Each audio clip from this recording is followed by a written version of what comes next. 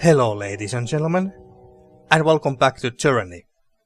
In the last episode we helped the Scarlet Chorus forces to take over the Vendrien's citadel, the Ascension Hall, and thus we prevented this entire Edict of Execution from happening.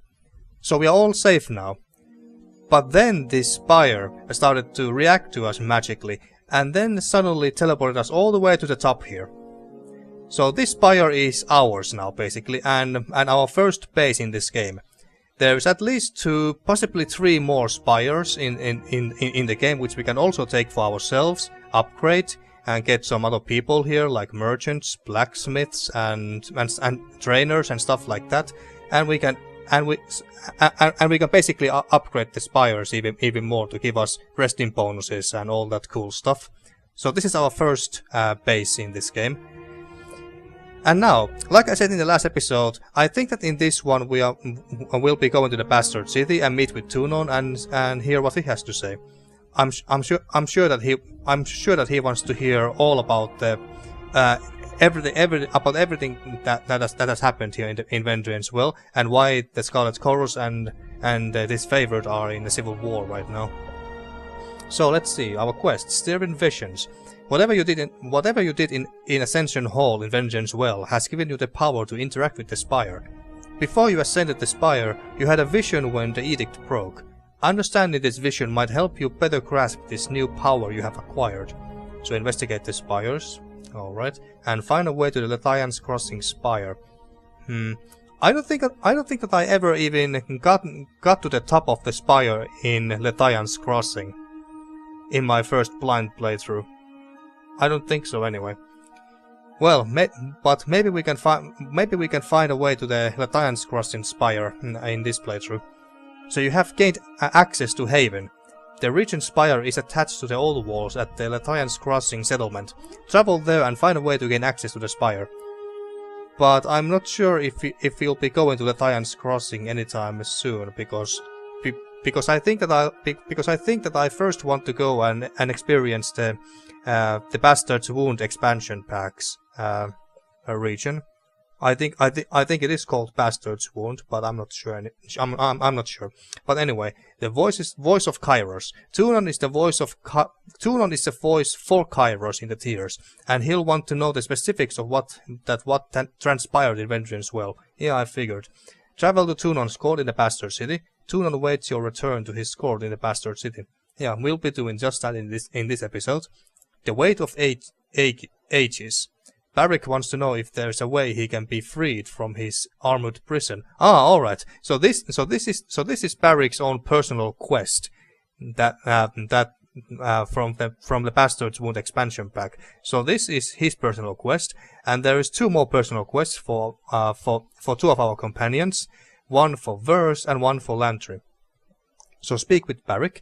Barik wishes to discuss something with you. Talk to him and find out what is on his mind. Alright, but Barik is not the only one who wants to talk to us. All the others want to talk to us as well. And Verse and Ep has got a level as well, so we have to give the attribute points and talents and stuff. But before that, let's chat with all of our companions and hear what they have to say. So let's start with Lantry. At least in theory, I'm supposed to be observing history and not getting myself wrapped into it. All the same, this is the thrill of a lifetime. Rarely does one stand so close to monumental moments in the making. For the moment, the Scarlet Chorus could be considered an ally. Let us hope the Archon of Secrets continues to find you entertaining enough to remain friends. The disfavored, on the other hand, will be a certain threat. The Civil War has removed Ash's pretense to play well with others. So, I must ask, are you planning on taking sides in the Civil War? Or do you have other plans? Well, of course we are gonna take the side of the Scarlet Chorus, but let's see, what options do we have? I'll hunt with the Scarlet Chorus. Yeah, I think we'll go with this. For so long as it suits my purposes, I will work with the Scarlet Chorus. I have my own little corner of the tiers now. My plans are entirely my own. I am a servant of the Archon of Justice. That much has not changed.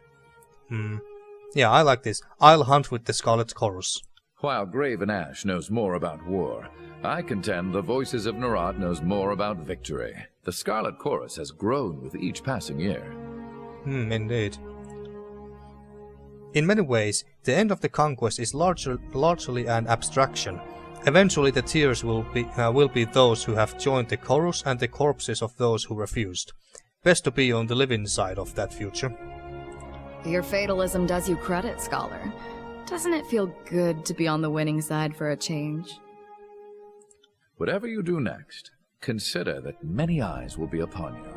For you have both delivered and taken away the Overlord's edicts, and few will know how to make sense of the latter. You are an exception the Archons cannot afford to ignore. They will likely aim to control or destroy you. Yes, I'm certain that the Archon of Secrets especially wants to control us, and if he can't control us, he will try to kill us eventually. That's just my guess. Noted. Now let's get going. Have you heard of edicts being broken before? So yeah, have you heard of edicts being broken before? Most of Kairos' edicts were either worded to end in a manner of the Overlord's choosing, or the edicts have simply continued in perpetuity. That's not to say there haven't been stories of broken edicts. They're just uncommon. The oldest is, I think, Golbraith and the Edict of Sorrows, and that tale dates back to around the year 110. Aside from you, the most recent was the Edict of Twisting Grasses, back in 380. In all these stories, Kairos' edict very clearly gives its victim a single way to escape, and someone manages it. What's never happened is the pure abatement of an edict, like using a spell of warding or cancellation. Alright, noted. Let's get going. And then verse. So, the Scarlet Chorus and Disfavored are at each other's throats. Can't say I didn't see that coming, but the Archons might have waited until one war was over before they started another. Yes, most likely because they didn't really like each other. So, their war doesn't interest me. Do you think I made the right decision? Fighting with the Scarlet Chorus? I'll never doubt yourself for backing the winning team. The Chorus has the best chance of succeeding in the tiers. For all their skill, the Disfavored are too stubborn by far. Who can say? War is all about compromising your morals, deciding who lives and dies. What seems like a mistake turns into your greatest call down the road. Well, that's the nature of war, I guess. I'll say this much. Our time together is anything but dull. My blades are yours for as long as you'll have me. Okay.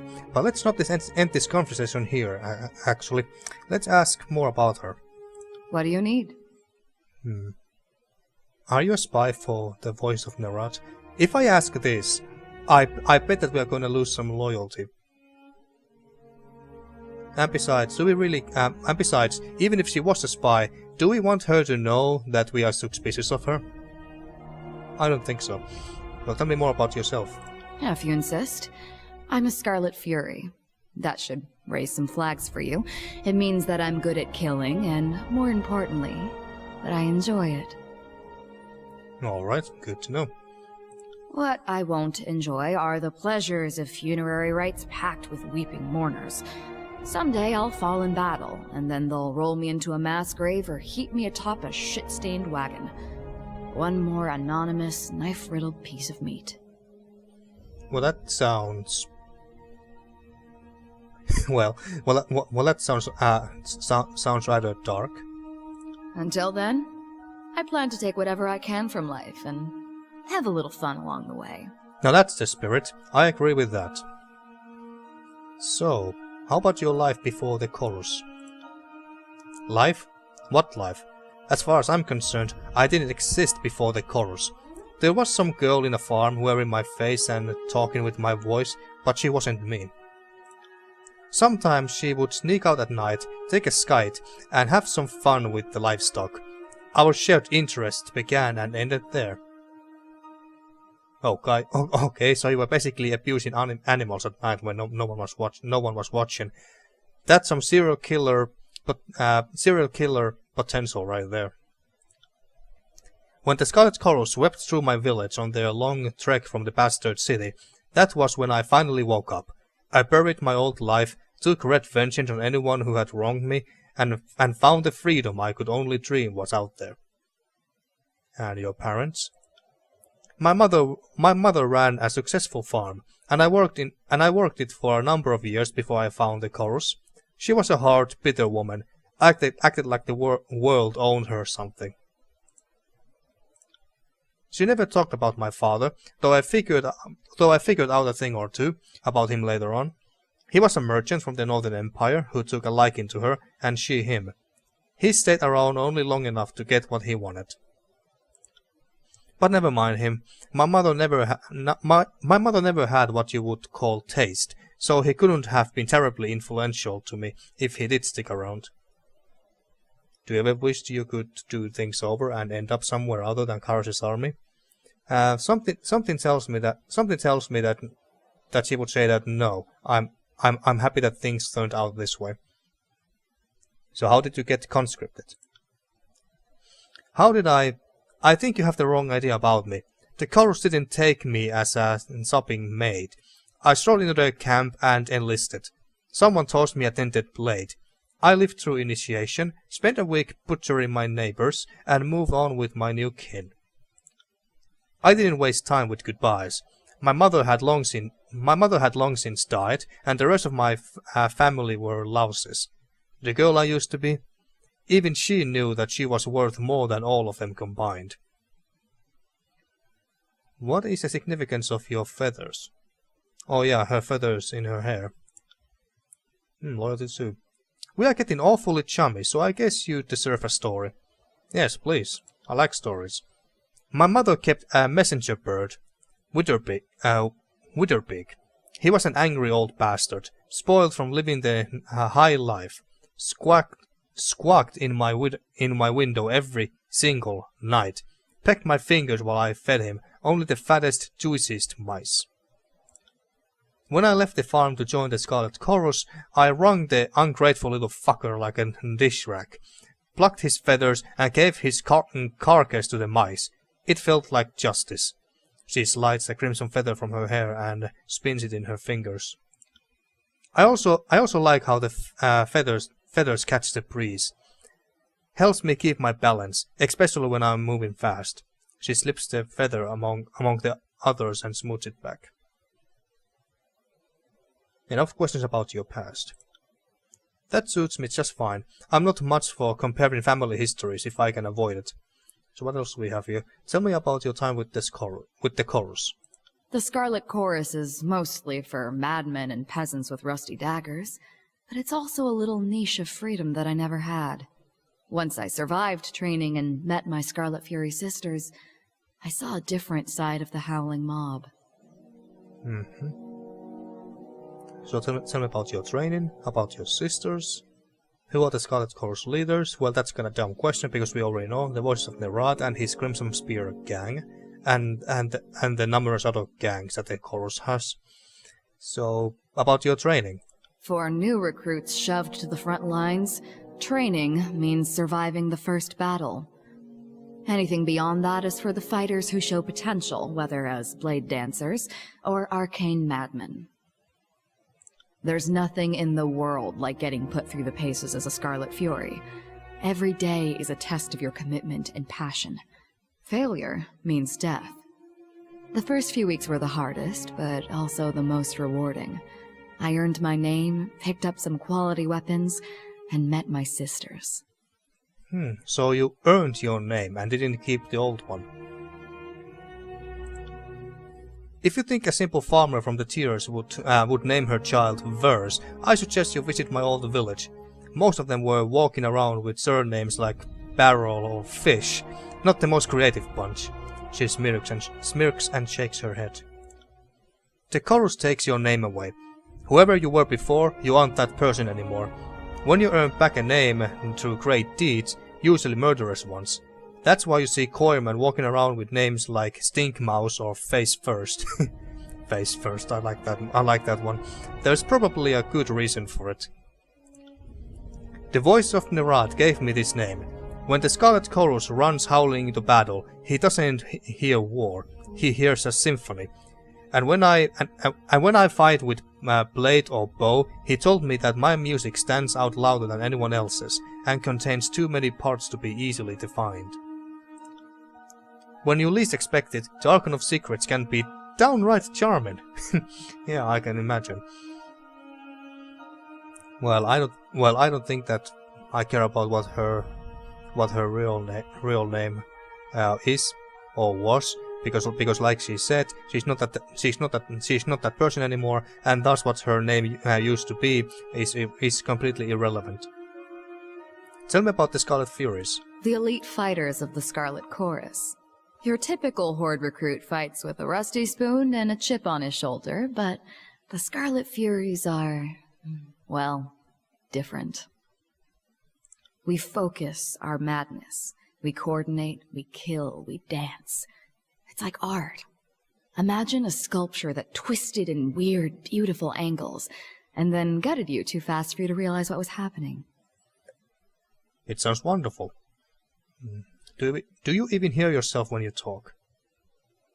Yeah, that sounds very wonderful indeed. It is, as I remind myself all the time.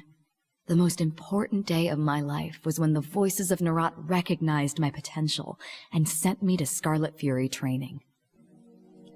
Alright, good for you. At least the voice of Nerat has an eye for talent. So, about your weapon skills. When I was just a kid, it didn't take me long to realize I was a natural. I could pick up a rusty kitchen knife and skewer a rat from across the room. The Scarlet Chorus gave me opportunities to further educate myself. My sisters were always a bit surprised by how quickly I took to different fighting styles. She frowns for a moment and then shakes off whatever I wanted to say. Back to my question about the Scarlet Chorus. What do you need to know? Before, you hesitated when you brought up your fighting styles. Why? Who are your sisters? Who are the Scarlet Chorus leaders? So who are your sisters? Who they were would be more appropriate. 3 Whispers, Red Geyser, and Seeking Sheath. Best fighters I ever met. There wasn't a foe we couldn't take down together. Our fighting styles complemented perfectly, so we divided up the killing work like bards sharing a song. At least we used to. She presents a solemn salute. I think that I'm gonna save these questions for later. Let's not ask about everything in our first conversation, our first real conversation with her like this. Plus, we still got two other people we need to talk to. Ep, our newest addition to our party, and she's a mage, and then our good old Barik. So, Ep. Salutations, Fatebinder. Or should I now call you Lady of Vendrien's Well? The Spire Queen? Princess of the suggestive vertical slab? I guess the latter sounds more amusing. Fatefinder is fine, no need for other titles. Brahana will suffice. So if I might ask, what is your plan now? The edict no longer looms overhead, and Kairos' conquest of the Tiers seems to be slipping, what with the armies in civil war. First order of business, I should speak with Tunon. Yes, I agree. I'm improvising. Any suggestions? My goal is to defeat the disfavored. The disfavored, the Scarlet Chorus, all of the Overlord's minions will fall. I will crush the remaining local opposition and complete the conquest. Well, I do like the first and the fifth option here. I will crush the remaining local opposition and complete the conquest. First order of business, I should speak with Tunon. Yeah. I would counsel you to do just that. I'm sure the events of Vendrien's Well are best explained from your mouth to Tunon's ears. Furthermore, I'd guess the Archon of Justice would want to know your take on the Archons and their divide. Yes. And I will crush the remaining local opposition and complete the conquest. Yeah. I see. I'm sure there's little I can do to persuade you otherwise. Just consider that the people of the Tiers will someday bow to Kairos. Why not have them bow to you instead? Are you trying to suggest that I should go up against Siperos? That's what it sounds like to me. And my goal is to defeat the disfavored. I fought the disfavored and know all too well their skill and tenacity. Destroying the disfavored, though. Where to start? Killing Graven Ash would of course be the goal, but he's a mighty warrior in his own right, and he's never far from his legion. We'll find a way to deal with him eventually, I'm sure. We could try to counsel with the enemy of our enemy. No doubt the voices of Nerat would be eager to destroy Graven Ash, but I'm not sure if consorting with the Archon of Secrets is wise. Well, maybe not, but he does command perhaps the largest army in the tiers, so we're gonna have to. That's all I have for now. Well, short of Tunon giving you orders on pain of death, you have the luxury of acting on your own volition. Though the disfavored are likely to come for you. Let them. I'm waiting. Whatever you decide, I'm at your disposal. Oh yeah, I know. Your assistance will be most helpful, thanks. Try anything duplicitous and you'll wish you were taken by Nerat. Have a moment, let's talk further. Your assistance will be most helpful. And I am thankful to not be a bloody pile of offal in Vendrien's well. Life under your banner will, I'm sure, prove most interesting. Let's get to know Eb a little bit more at this point. Let's speak further. What is it you need? I have some questions for you. Ask away. Let's speak of magic. Well, even though my character is not really is not really the magical type. Tell me about yourself. How would you like to know? About your name. Well, I was born Hayes in Levenia, but for most of my life, and I suppose for all the days after, I'm known and will be known as Eb. Tidecaster Eb, for those trying to be obsequious. I don't know this word. I have also probably used a bunch of aliases that are going to haunt me at some point. Hazen, didn't realize you were nobility. I know. I dress myself and cook my own food. So misleading. Mother was a magistrate of Argent. Father was admiralty. It's mostly meaningless, though. Our lands are now the overlords. How did you get the nickname? It's one of those not especially funny jokes that struck long past its season. I wrote the word Eb incorrectly on a written examination. Master Volfak started calling me Eb from then on. He claimed it fit me. Said I was a cynical little shit that always sees the ebb, never the flow. Okay. That sounded rather funny to me. So let's change the subject. Do you always want to be a tidecaster? So when I was a little girl, what I really wanted to be was a marine. The burly bitch at the prow of a trireme. First to crack some skulls when the ships rammed. You know, an honest living. Fortunately, the school sought me out before I got myself killed at sea. The School of Tides was looking for new blood, and my father was an admiral of Haven, so the school wanted me for their political connections.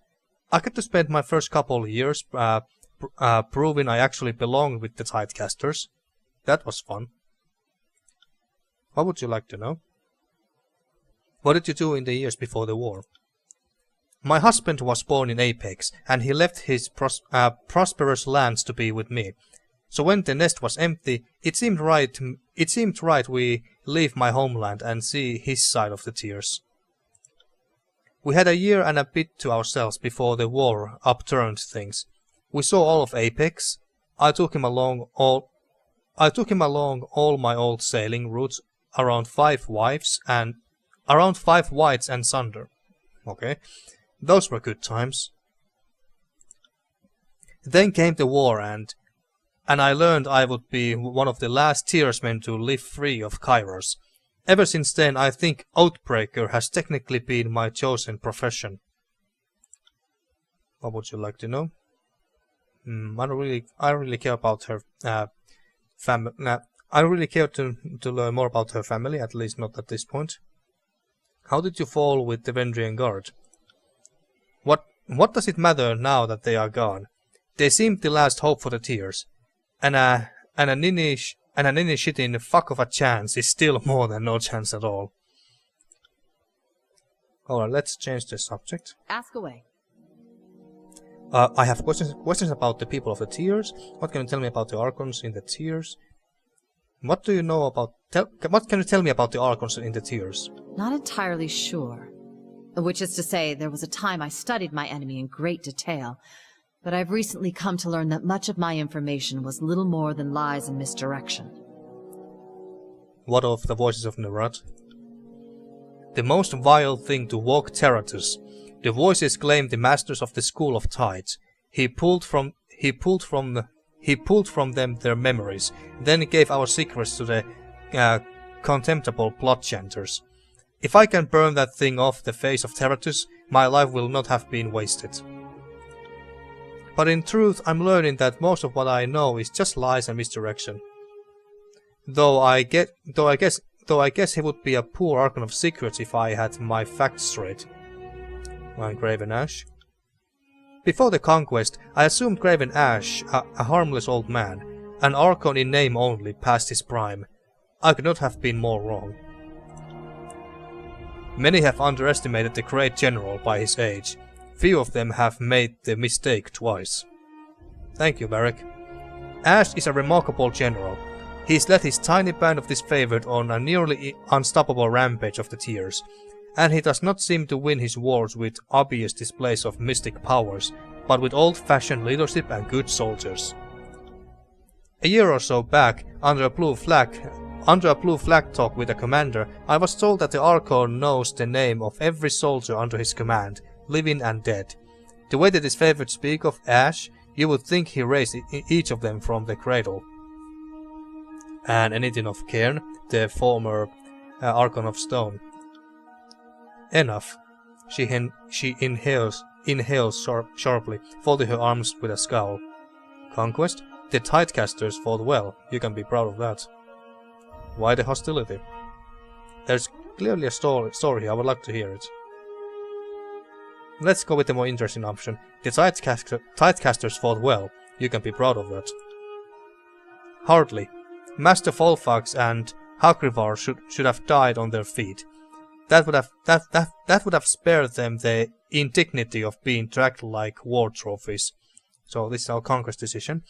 The now defunct School of Tides was largely conquered before any troops crossed the Gates of Judgment, with much of the school learning of Kyrus' intended conquest and opting to flee and take their chances across the unknown expanse of oceans west of the Tears. The last of the Tidecasters joined with the defenders of Apex, clashing with Kyrus' forces in 429. When the generals could not decide on how best to deal with these water mages, you broke the deadlock. Select the Voice of Nerad's plan to have the mages met by a flood of conscripts to be taken alive for the Archon's interrogation. While the trio of Tidecasters slew hundreds on their way down, the water mages were ultimately overwhelmed, brought before the Voice of Nerad, and never heard from again. Why the hostility? The Archon of Stone destroyed much that I hold dear. I'm glad he's dead. What more need I say? Well, alright, fair enough. But what do you know of Siren? Or Siren, however you're supposed to spell that name. Siren was the Archon of Song whom we met in the Scarlet Chorus camp. I'm sure there may be younger Archons in the historical records, but Siren is certainly an unusually powerful child. It's said half of the Scarlet Chorus was recruited by Siren's persuasive song, and I would not doubt it. I also know the Voice of Nerad puts a shackle on her power, probably feared she would become the favorite of the rabble. Alright, let's change the subject. What do you know of Arcane Society? I would like to ask you about our travel companions. Well, let's continue to Barik for now. We can chat with Eb and the others more as the time goes on. And lastly, Barik. Fate Bundu, if you have a moment. Barik stands at attention, his rigid bearing making of him an unmoving statue. I know that the two of us have clashed on several subjects since the Iron Marshal assigned me to your protection. I hope those disagreements do not weigh too heavily against the request I'm about to make of you. So what do you want? Relax, Barik, just tell me what's on your mind. If it's a huge you're looking for, I have got some bad news. Oh, sorry, I read that wrong. If it's a hug you're looking for, I have got some bad news. Why did I read it huge? So if it's a hug you're looking for, I've got bad news. I kinda want to pick this option, but at the same time I don't think that's really my character.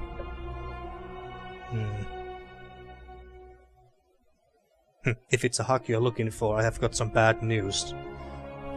But then again, he is basically a walking iron throne, so I guess you wouldn't want to hug. I guess you wouldn't want to hug someone like Barik anyway. What do you want? I hope that perhaps the adjudicator would hear my case. What are you talking about? I can adjudicate cases in the Archonstead. This is something you probably want to appeal to a higher power. Oh. I have been encased in this. He wraps a gauntlet against the shards of corroded iron and bronze that sweep across his chest. Shell, since Kairos' Edict of Storms made a grave of old stalwart. It occurred in service to the Overlord, and I would ask that the Overlord free me of its burden. Well, that's one hell of a request. Aren't you more useful to the Overlord in your armor? Tunon can't order Kairos to take your armor off. You were right, this is something for Tunon. I will happily make your case to the Archon. We don't have time for this, Barik. Yeah, you were right, this is something for Tunon. Then you agree to present the case? Tunon can't order Kairos to take your armor off, though. I have several daydreams that would take issue with your... Oh, sorry, what? I have several daydreams that would take issue with your statement. Alright. I wasn't going to ask for the Overlord to do it personally. His metal plates grind together as he shifts. The Forgebound Guild swore its service to the Adjudicator. If any hope of my freedom from this carapace exists, it lies with them. So we can ask the Forgebound, and in case you forgot who they are, the Forgebound are basically smiths, as they say here. I was about to say magical blacksmiths, but basically the same thing. So yeah, if you want to read this, then just pause the video and read it yourself.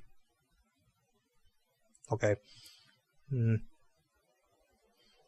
Aren't you more useful to the Overlord in your armor? Well, yeah, but that doesn't mean that he has to be in his armor 24/7. I will happily make your case to the Archon. Yeah, got some loyalty with Barik. Thank you, Fatebinder. His salute rings like a poorly cast bell. I eagerly wait the Archon's judgment. So petition Tunon on Barik's behalf. Alright, so... Well, since we are going to the Bastard City and meet with Tunon, I think that we should take Barik with us. And besides, I don't think that we are gonna fight in this episode at all. I think we'll be mostly just talking and deciding what to do in the next episode, basically. So we're not gonna fight at all, really. So let's see. Let's give attribute points to these guys. More ability and spell cooldown. Yes, thank you. Then here, let's see. Increases weapon damage while dual wielding. Verse swaps positions with an enemy and then stabs them with each of her weapons. Yeah, I like this. Let's pick that. And maybe next time we'll pick the pick on a spit. I like the sound of that. And then Ep, we can give her 5 points. So obviously ability and spell cooldown would be a very big deal on Ep. So we are gonna put at least 4 points there. attack and ability strength, plus 9 endurance defense, plus 15 spell strength and 9 magic defense. So let's put a 1 point here. There we go. And then talents. So we got Tidal and Gravelight trees. So Tidal is mostly about water and ice spells, I take it. And Gravelight, let's see, what do we have? Arcane Missile, Runic Barrier, Zeratus's Call. Lifts a target into the air and violently throw them back down to the ground, dealing crush damage. That sounds rather cool. Grave Strike. Cause each enemy in a cone to trigger an explosion of Gravelight energy. Foes take arcane damage and a portion of their lost health is drained back to ebb. Oh, so it's a life leech. I like the sound of that. Spell Barrier. Runic Barrier. What did the Runic Barrier do again? Grants bonus armor while Ebb is wearing light armor in combat. Alright, sounds good. Call of Reckoning. Ebb's presence frightens nearby Bane. Nearby Bane. Well, we are going to fight some Bane in the future, so this could become handy. Runic Teacher. While in the party, Ebb and her allies gain more experience with lore, spells, and magic staves. This would be very good with when Lantry is in our party, but not with anyone else really. So it's not that useful. If I was a spellcaster myself, then I would have most likely picked this. Zeratus's Grip. Ebb suspends the target in midair. They can only be hit by ranged attacks, and cannot attack, move up, be stunned, or knocked down. Interesting. So what is the very last ability here? Zeratus's Gate. Ebb uses Gravelight to teleport across the battlefield. Enemies near the cast and destination locations are hit with a Gravelight attack that drains health. Okay, so interesting. So, and what do we have here? Mother's Embrace. Summon a globe of water to surround the target's head, leaving them to slowly drown. Jesus, this sounds brutal. We're not gonna pick this. That sounds so cool. And brutal. What a terrible way to go. Fluid Body. Afflictions applied to Ebb have their durations reduced. Elemental Fury. Gain a bonus to all of frost damage dealt. Let's pick this one then. And then Student of Magic. Gain a bonus to damage dealt by magic staves. I don't think that we need to invest any points to magic staves because from what I understood, training magic staves is it's pointless. It's really useless. So there's not any point to boost our skills with magic staves. It's just not worth it. Purifying Waters. Conjure enchanted waters to wash over the target, removing a random hostile effect. Alright, so we could make a support out of her as well, in a sense. Not as good as Lantry, but still. Repelling Wave. Creates a powerful wave that repels foes in a cone, pushing each of them back a fair distance. Clear Mind. While Ebb is not taking damage, her recovery time is reduced and she strikes twice with her normal attacks. So, and by her normal attacks, I assume that the game means auto attacks. Being hit removes that bonus for a few seconds. Well, I like the sound of that. The recovery time is reduced. I really like the sound of that. Element of Fury 2, gain a bonus to all shock and frost damage stealth. What is the very last one here? Repelling Nova. Create a powerful nova of water that repels all nearby enemies, pushing them back a fair distance. And here, Mother's Breath. Create a thick fog that reduces enemy accuracy and grants a bonus to the party's subterfuge. Empowered Elements. Spells and abilities gain a larger area of effect. Searching Waters. Once per encounter, when Ebb's health is critical, she triggers a nova of repelling waters to search outwards around her, pushing back foes. So it knocks enemies away from her, but doesn't heal her. That's a bit shame. When Mother's Embrace erupts, nearby targets are afflicted with drowning. So they basically get Mother's Embrace. Is that what you're trying to tell me? Well, let's pick this and.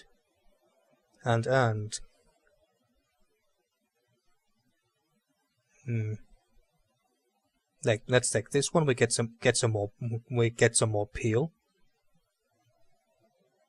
And then this, why not? Alright, now I have given the talents and stuff to everyone. Alright. And now, how can we select all part... Oh wait, no. How can I take Barik back? By talking to him, I think. Barik stares at you through his narrow eyelid slits, saying nothing at all. The only evidence that he still lives is a stream of heavy exhalations that escape the cracks of his helm. Alright then, farewell. Before you can turn away, Barik grabs your shoulder and spins you around. His heavy breathing intensifies as he struggles to find his words.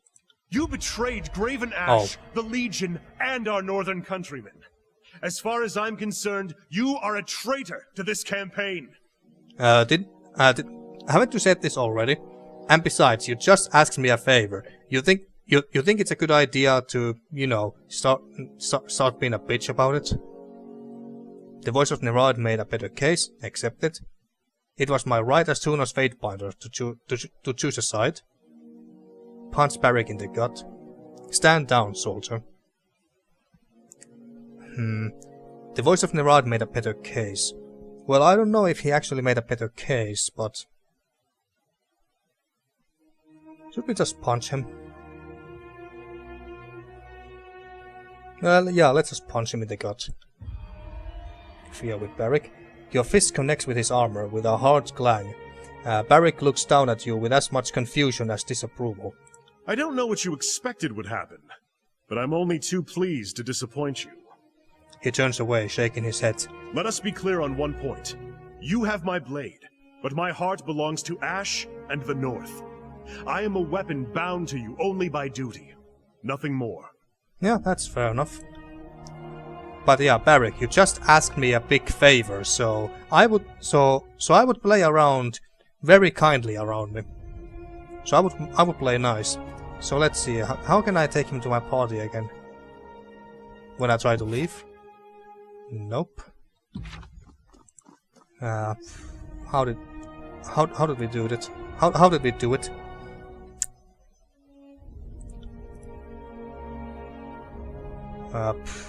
Not like this. AI behavior enabled. Oh yeah, we can decide how they play basically. Well, you're going to be...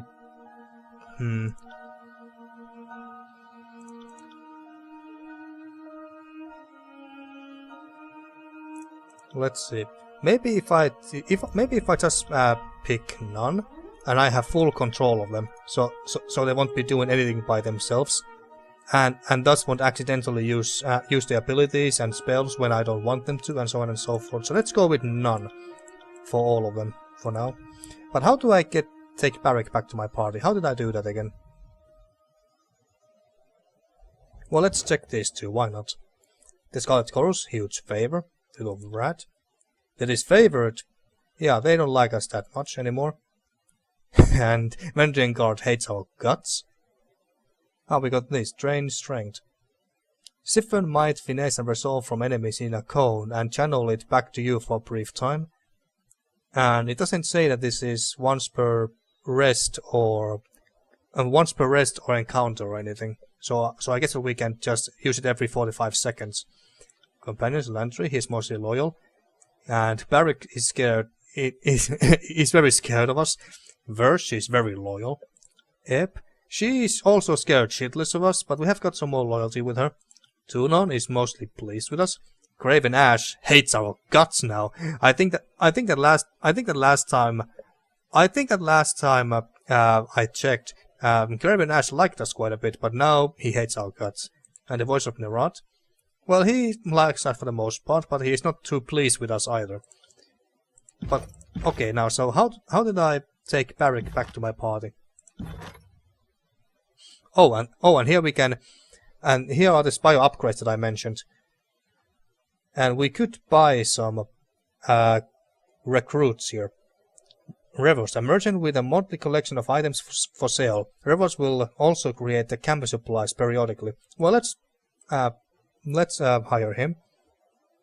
Siperos, a skilled trainer who teaches unarmed attacks, parry, dodge, and subterfuge. Yeah, a good trainer for us and Verse.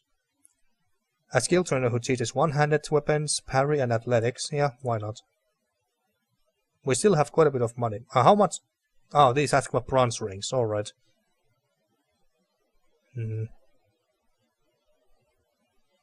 old beast woman who regularly provides food to take into battle. Fatebinder Cesper. A Fatebinder with the ability to change what skills you are proficient with. Aha, interesting. But damn, she's very expensive. 1 iron ring. Well, let's just go with this for now. What was this? Edicts. Select a region to view the information about its current edict. Well, we can do that later. What do you have? Electric Jolt.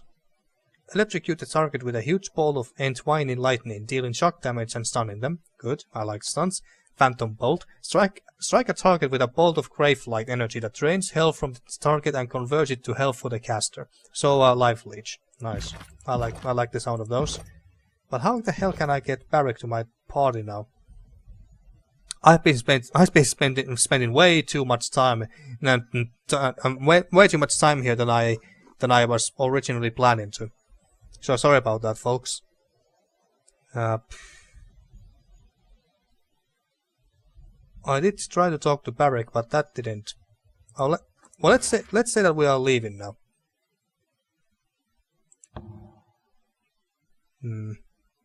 Alright, so it didn't give us an option to. Oh, here we go. So this is how you do it. Okie dokie.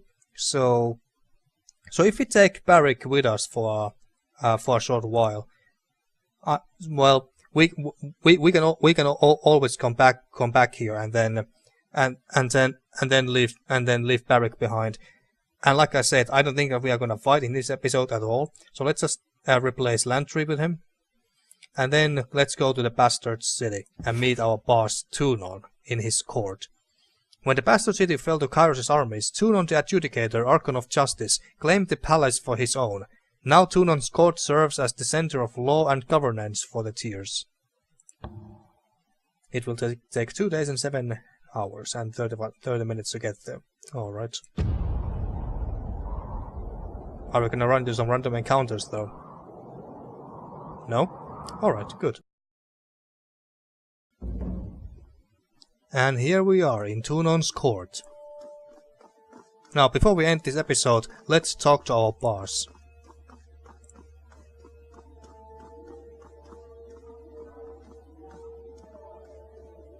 You call yourselves officers of Kairos' army, but your conduct falls short of my expectations. The court finds your accounts of Vendrien's well lacking, rife with misdirection and fallacy, fouled with baseless accusation. I love this guy's voice, and he's just so badass overall. I mean, look at him. He's floating in the air with some black smoke coming underneath his robes, and his voice is just, I like it. The shadows beneath Tunon's cloak darken and flare around him. Murmurs of unease erupt in the court. Well, let's just listen for now. Let's not interrupt our boss. Your Honor, I have relayed the events as I experienced them. You can well imagine why my version conflicts with his. She makes a dismissive gesture to the Scarlet Chorus representative. On my honor and on that of the great general, I would sooner snap my sword than perjure myself before you, Archon. So you imply that falsehood comes easier to my lips than yours. You're a fool if you believe the Archon of Justice won't see through your lies because the disfavored think themselves better than an honest gang. Silence. The contradictions in your statements will be examined, and falsities threshed from truths. If we find you have perjured yourselves, Bled and Mark will see to your fate. The Archon turns and you feel his gaze upon you, and Blade and Mark, in case you don't know or remember who he is Kairos' assassin basically, the Archon of Shadows. If you want to read this, then just pause the video. Alright, let's continue. Fatebinder, we will start with the matter of the Archons. Graven Ash and the Voices of Nerat have declared war upon each other. In addition to violating Kairos' peace, They have thrown the conquest of the Tiers into disarray. By all accounts, these hostilities began shortly after your arrival. Tell us what transpired. The Archons could not agree on who should lead the siege and descended into accusations of treachery. It seems a mutual spat. The Archons have been of different minds since the start of this war. Or you could just lie. You must be mistaken, I wasn't present. Well, of course we were present. And I'm sure he knows it.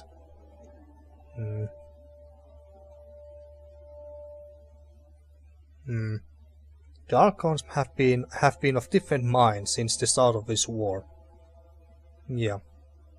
Your perspective is appreciated, but the dispositions of the two Archons are already a matter of record.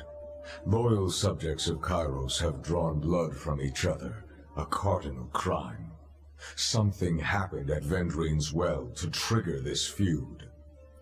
The Archons could not agree on who should lead the siege and descended into accusations of treachery. It seemed a mutual spat. The disfavored were more deserving of the honor. Our tactics and training outmatched the Vendrien Guard at every turn. What balderdash? The disfavored couldn't tip over a straw hut if they had a week to strategize. Our howling mob was better equipped to overwhelm the Vendrien Guard. Our recruits were ready to throw themselves at the enemy, if only Ash and his legion would agree to a plan. The Fatebinder presents testimony. I warn you both against speaking out of turn.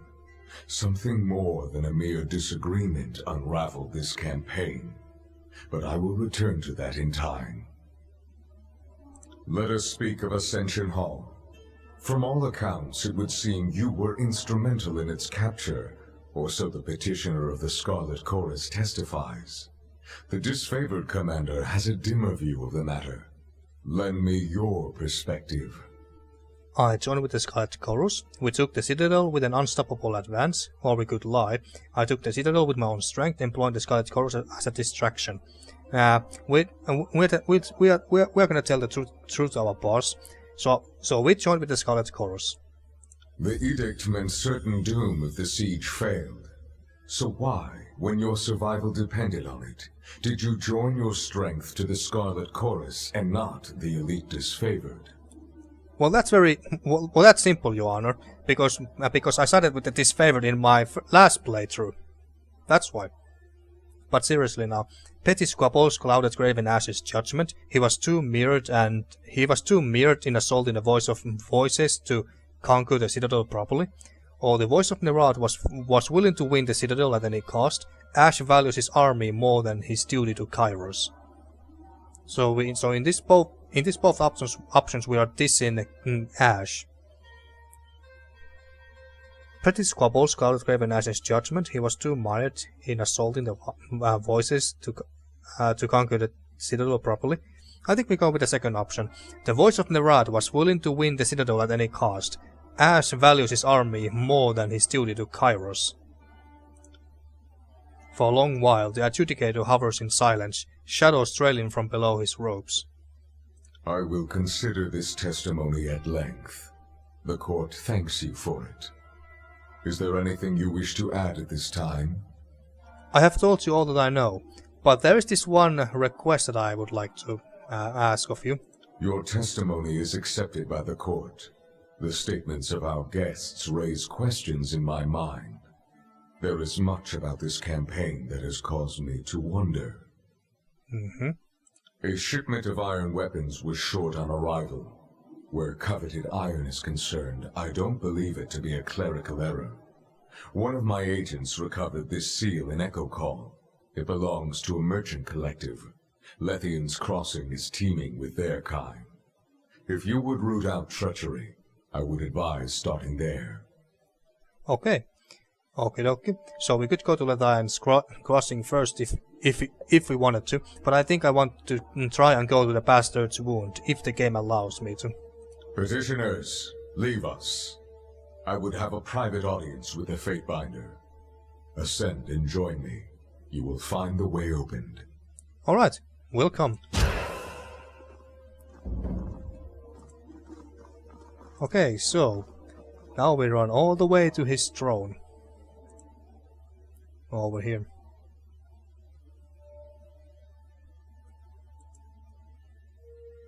Come on, folks. There we go. Alright, let's go talk to our boss.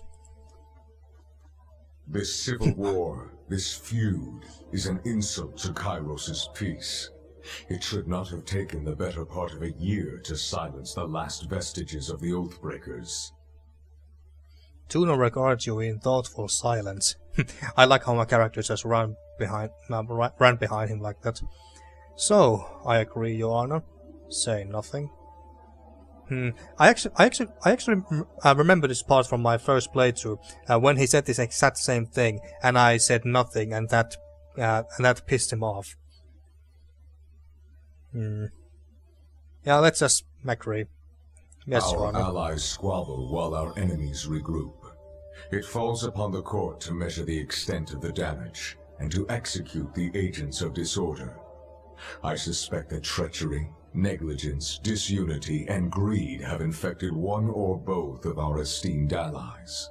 Until you are instructed otherwise, this matter is the court's primary focus. Alright.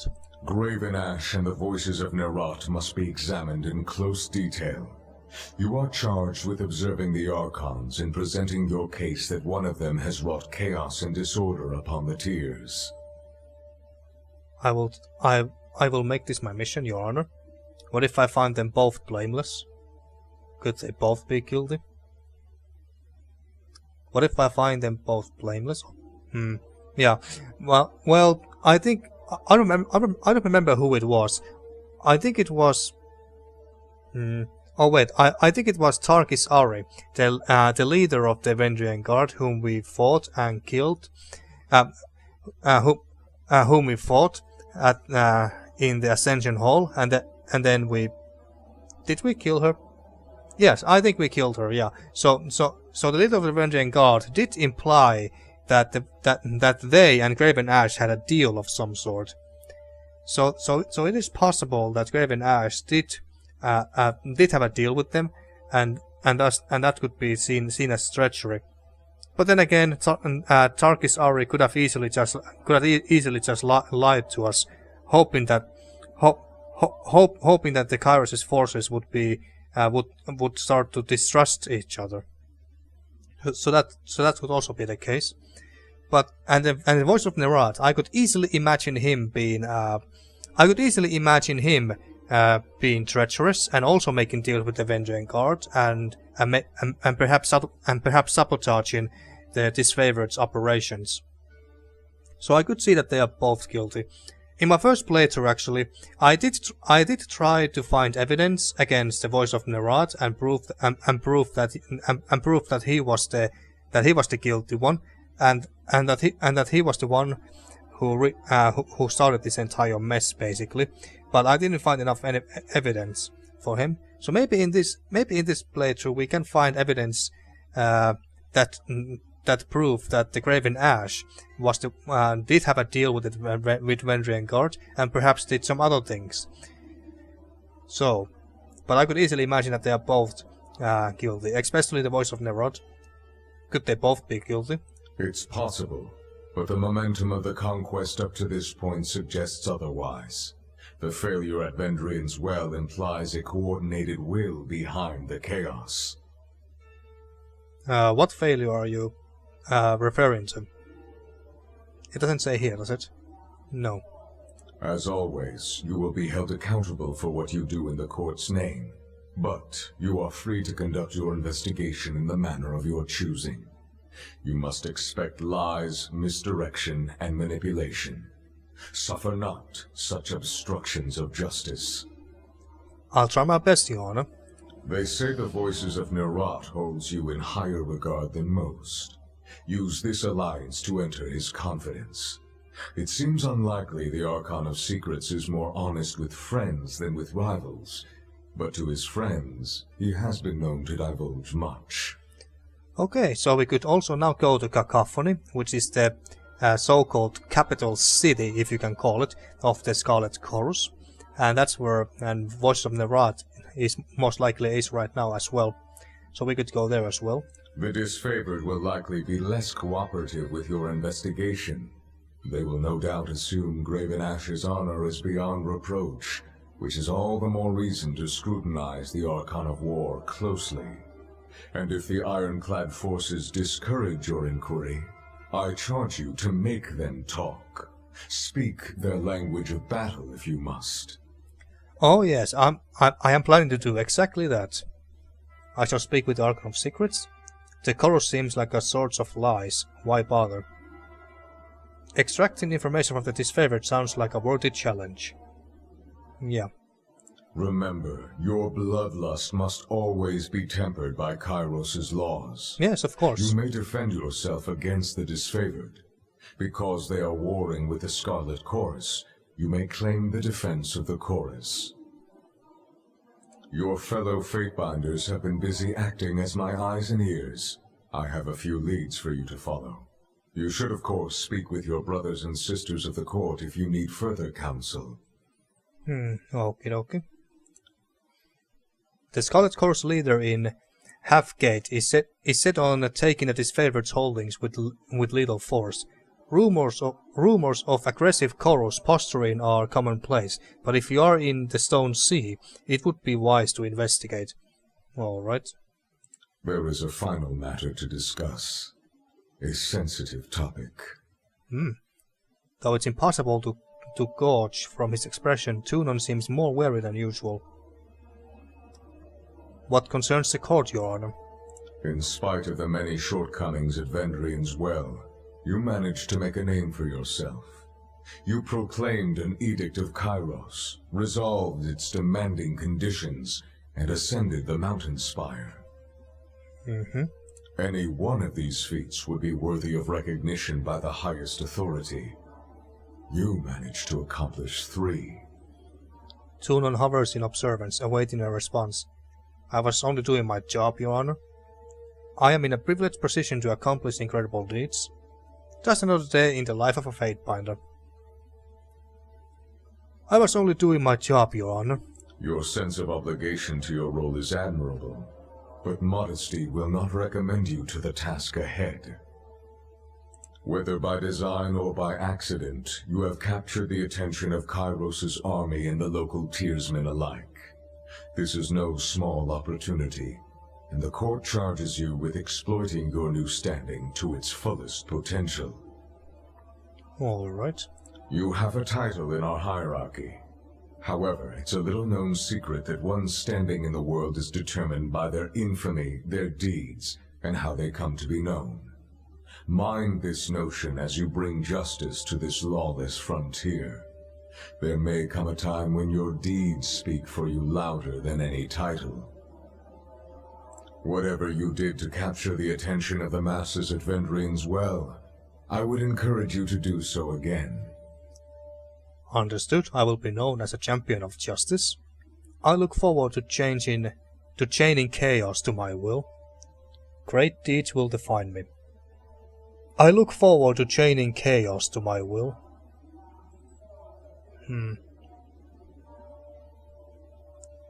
Or we could just go with the boring option here, that we will be known as a champion of justice. But I kinda like this too. I look forward to chaining chaos to my will. Or great deeds will define me. Now let's just go with this. I think this is more like our character.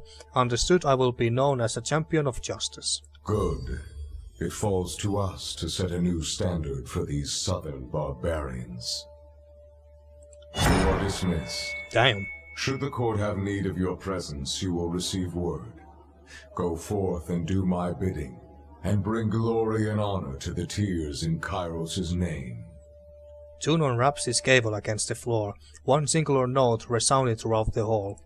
But, boss... And then it just disappeared. Boss, there is still one last thing that I would like to ask of you, if you don't mind. You return.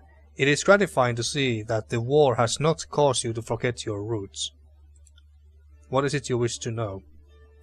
I have a request from Barik of the Stone Shields. Yes, yes. So yeah, this is what I wanted to ask of you. But what else can we ask? Tell me about Kairos, about Blade and Mark. I'm curious about you, Archon. I wish to speak about matters of law. Well, we can always ask about Kairos and Blade and Mark later, but for now, let's do this. I have a request from Barik of the Stone Shields. And what does Barik of the Stone Shield want of the court? He has made his displeasure known in a loud enough voice to collapse in tears upon each other. The adjudicator glares down at Barik. He came to inquire if the Forgebound could help him remove his armor. If he has become encased in iron, that is none of the court's concern. My Forgebound smiths are occupied crafting weapons for the army, and I would not have their focus diverted to liberate one soldier from his raiment. Stone Shield, do the disfavored not have standards for the upkeep of arms and armor? Is this one of your Archon's guiding principles?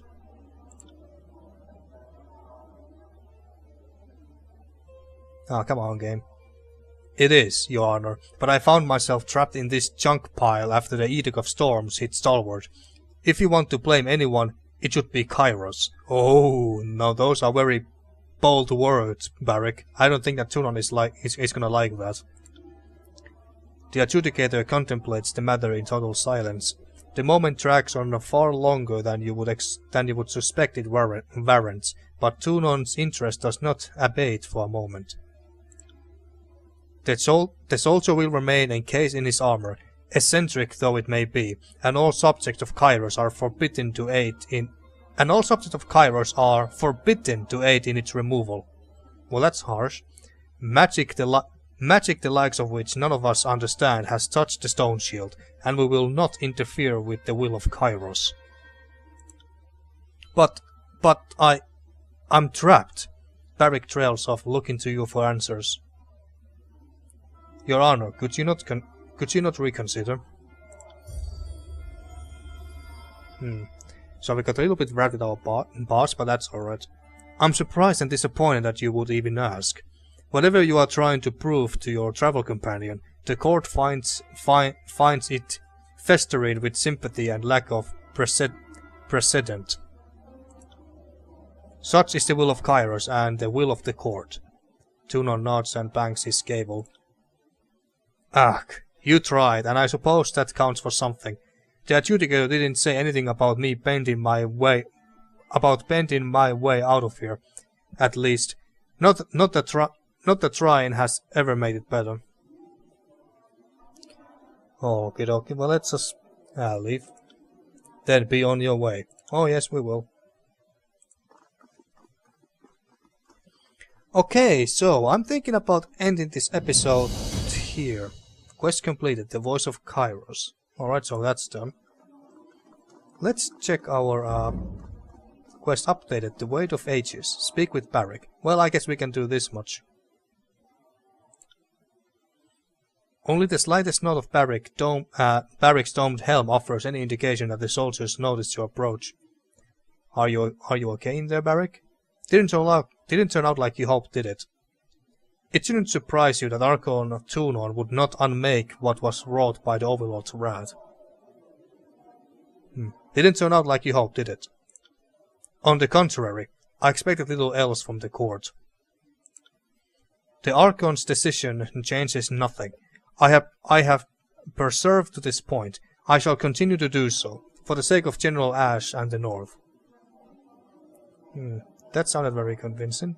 There may be another way. Well, we tried. That sounded very convincing.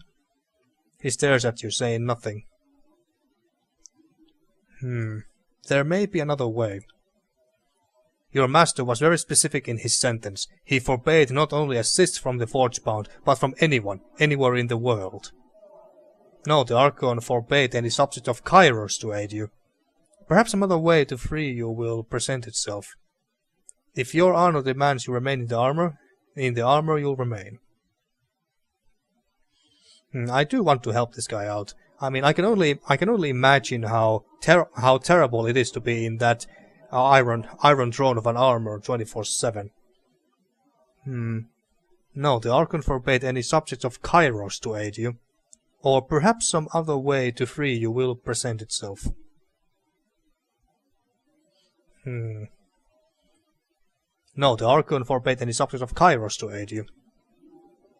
You split hairs, Binder. The whole of the world bends the knee to the Overlord. If that were the case, we wouldn't be in the tears, would we? Perhaps some other way to free you will present itself. Now, if that were the case, we wouldn't be in the tears, would we?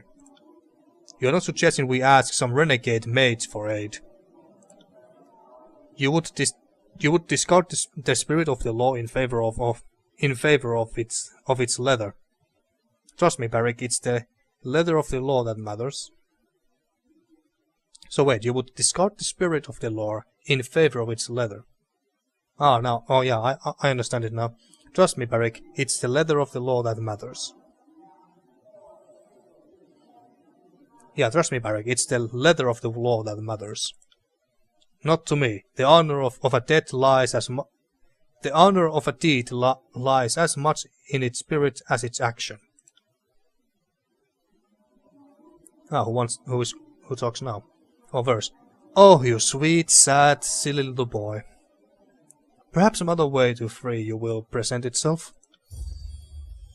Your optimism does your credit, Fatebinder, though I fear it misapplied. Regardless, we should speak with the Forgebound, if only to know what your options are. Lie? I solemnly swear to you that I will not speak with the Forgebound about your armor. Happy? I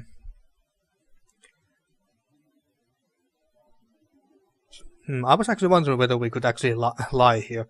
I solemnly swear to you that I will not speak with the Forgebound about your armor.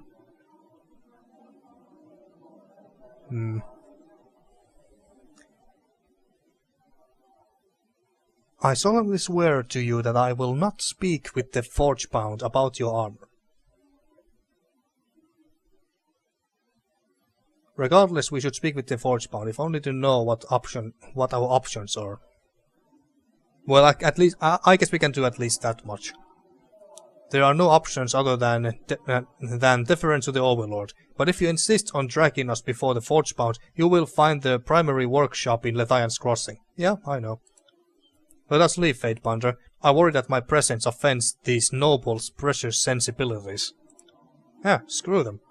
He bows his head to you and moves away, trailing behind him the wafting reek of a fetid privy. Okay, so, like I said, I think I'm going to end this episode here. Actually, I want to check this real fast. Oh, we actually gained quite a bit of wrath with Tunon there when we asked him to reconsider, but that's okay. I don't really care. I don't care too much if he's pissed at us or not. But yeah, I'm gonna end this episode here, and in the next episode, let's see. How could I check the map? Here we go.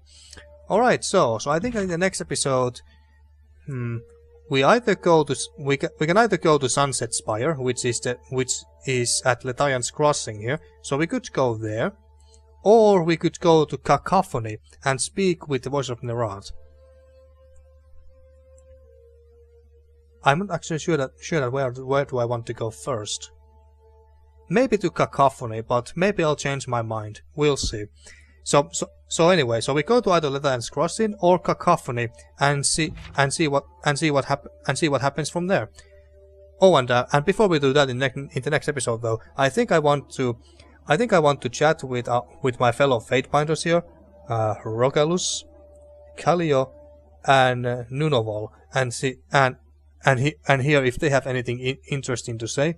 Maybe they have their own opinions. Maybe have some leads and advice and stuff like that. So I want to chat with these three first before we go anywhere from the courtroom. But that's for the next time. Thank you for watching once again, and see you next time for more Tyranny.